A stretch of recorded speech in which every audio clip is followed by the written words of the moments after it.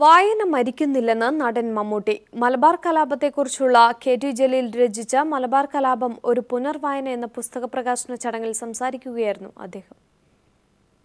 വലതുപക്ഷ ബ്രിട്ടീഷ് അനുകൂല ചരിത്ര പണ്ഡിതന്മാർ ജന്മിത്വവിരുദ്ധ സാമ്രാജ്യത്വവിരുദ്ധ പോരാട്ടമായ മലബാർ കലാപത്തെ വളച്ചൊടിച്ചുവെന്നതാണ് സത്യം. ഇതിന് ജില്ലയിലെ അന്നത്തെ കോൺഗ്രസ് നേതൃത്വം കൂട്ടുനിന്നുവെന്നും ചരിത്ര പണ്ഡിതൻ കൂടിയായ കെ.ടി. ജലീൽ ഈ പുനർവായനയിൽ സമർത്ഥിക്കുന്നു. പുസ്തകം ചരിത്രത്തോട് നീതി കാണിച്ചെന്നും അതിൽ സന്തോഷമുണ്ടെന്നും പ്രകാശനം ചെയ്ത പത്മശ്രീ ഭരത് മമ്മൂട്ടി പറഞ്ഞു.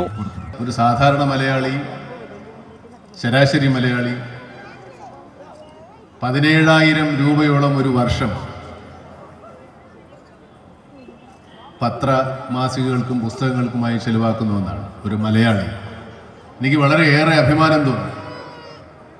സാക്ഷരര് എന്ന് നമ്മൾ അഭിമാനിക്കുന്നതുപോലെ നമ്മൾ ഇത്രത്തോളം പുസ്തകങ്ങളോ അല്ലെങ്കിൽ ഇത്രത്തോളം ആനുകാലിക പ്രസിദ്ധീകരണങ്ങളോ വായിക്കാൻ ചിലവഴിക്കുന്നു എന്നുള്ളതൊരു വലിയ അത്ഭുതമാണ്.